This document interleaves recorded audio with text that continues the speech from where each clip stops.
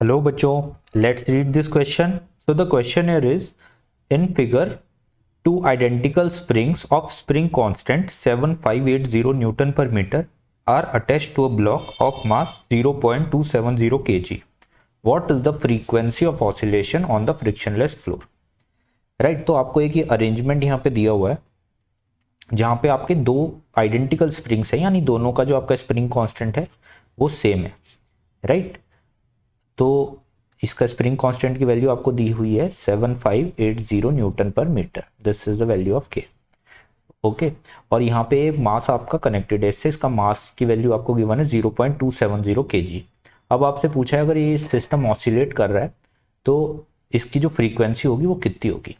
ठीक है, सो देखो पहले तो हमें समझ में आना चाहिए कि ये जो स्प्रिंग मास सिस्टम है इसमें ये दोनों स्प्रिंग जो है एक दूसरे के साथ पैरेलल कनेक्टेड है, राइट। क्योंकि आप देखो अगर ये आप मास को इधर डिस्प्लेस करोगे तो इधर वाला स्प्रिंग जो है वो इधर की तरफ इस पर फोर्स लगाएगा के एक्स, राइट, इसको अपोज करेगा, और जो उधर वाला स्प्रिंग है वो भी इसको खींचेगा अपनी तरफ के एक्स फोर्स से।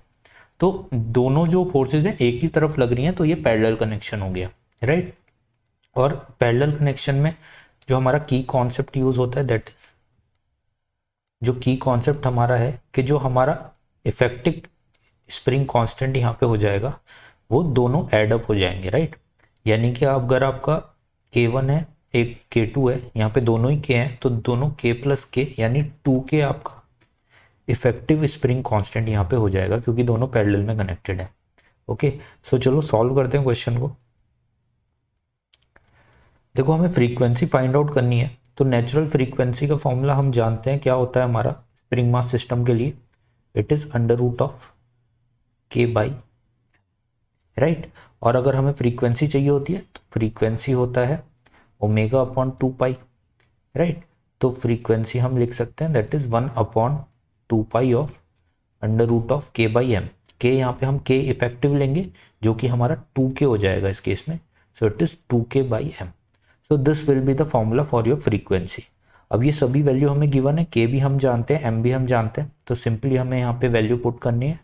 This is 1/2 pi root of 2 into K की वैल्यू हमको गिवन है 7580 न्यूटन पर मीटर, तो कुछ चेंज करने की ज़रूरत नहीं है, एसआई यूनिट में ही है।